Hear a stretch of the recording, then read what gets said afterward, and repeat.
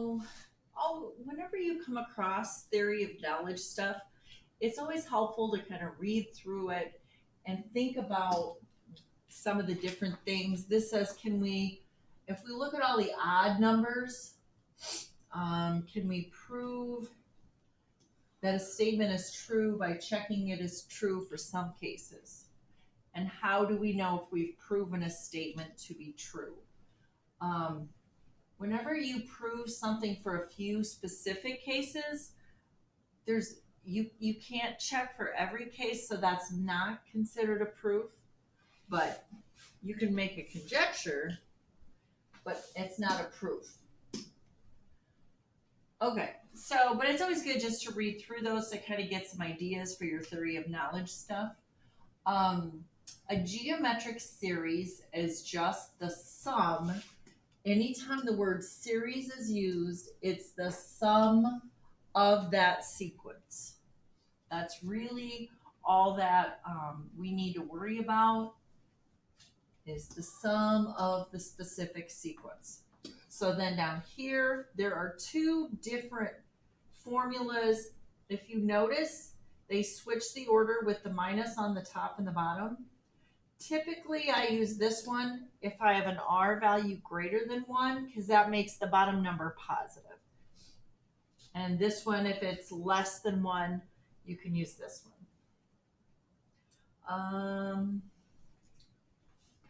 Okay. So this is just the proof, kind of like what we did with the arithmetic where we did the order all the way to the end, then reverse the order and added up the columns. It gets a little bit extra, but it's always good kind of just to read through the proof. But we can talk about the proof more in class if you want. So let's look at some of the applications. Okay, so if we look at this, your first number is always u sub 1. And what are we doing each time? Multiplying by 3. So u sub 1 is 2. R is what you're multiplying by. That's the common ratio. And n is 12. So then we're just going to plug in our formula. Now, R is greater than 1, so I'm going to use that first sum formula. So we have S sub n equals 2, our first term, times the quantity, R to the n, minus 1, all over R minus 1. Now to simplify this, 3 minus 1 is 2, right? If I have 2 on the top and the bottom, I can cancel that. I'm just plugging 3 to the 12th into the calculator and subtracting 1.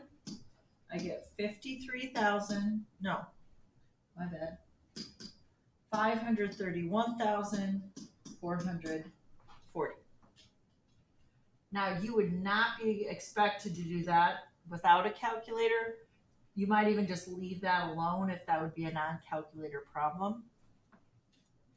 All right, example 29, u sub 1 is 9. I think it's very helpful if you are always stating out the values and what they are representing, because then you can fill in the blanks with your formula when you use your formula booklet.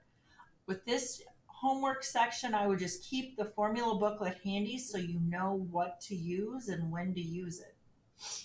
All right, what are we doing every time?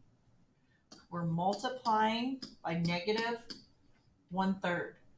So don't think of it as dividing by 3. You always want to think of it as what you're multiplying by.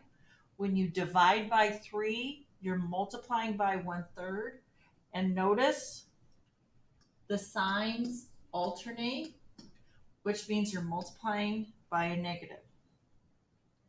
Now, it wants just the first n terms, so that's all we know. So we'll just leave it as S sub n equals u sub 1 times, I'm going to use the second one this time because r is negative.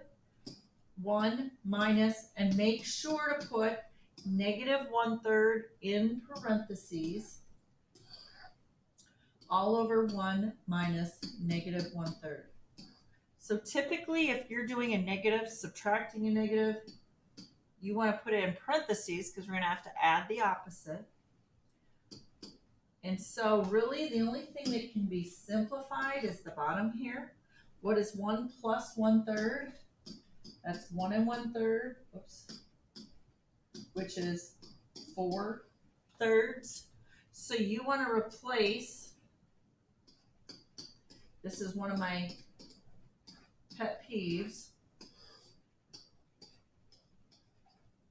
the denominator turns into 4/3.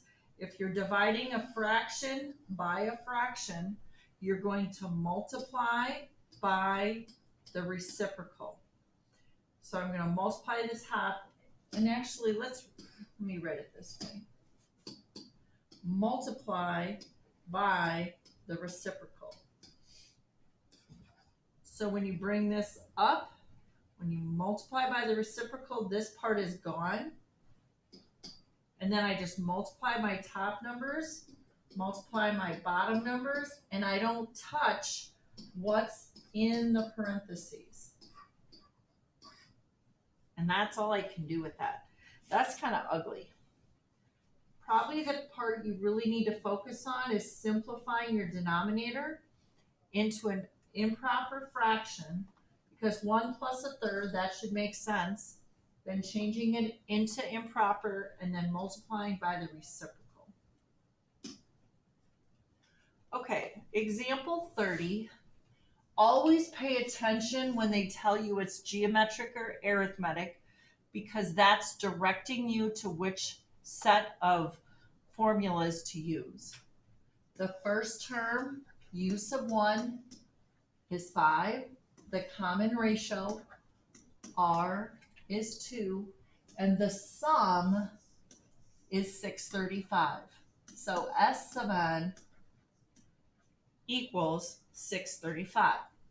So the only thing we're missing, and sometimes I even like to put the part we're looking for as a question mark, so I know this is what we're looking for. That should be the only variable left in the problem.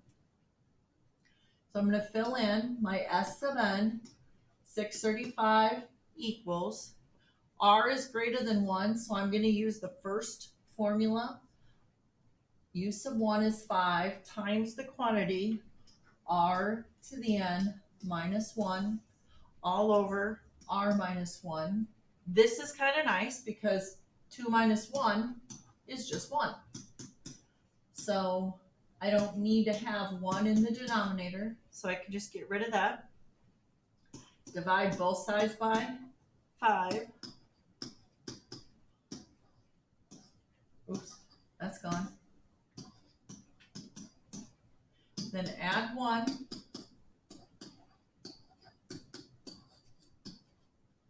All right, 2 to what power equals 128? Think of like 2 to the first is 2, 2 to the second is 4. If this is a non-calculator problem, you could figure this out. I would literally just keep going through until I found the right number. Now, if you had a calculator,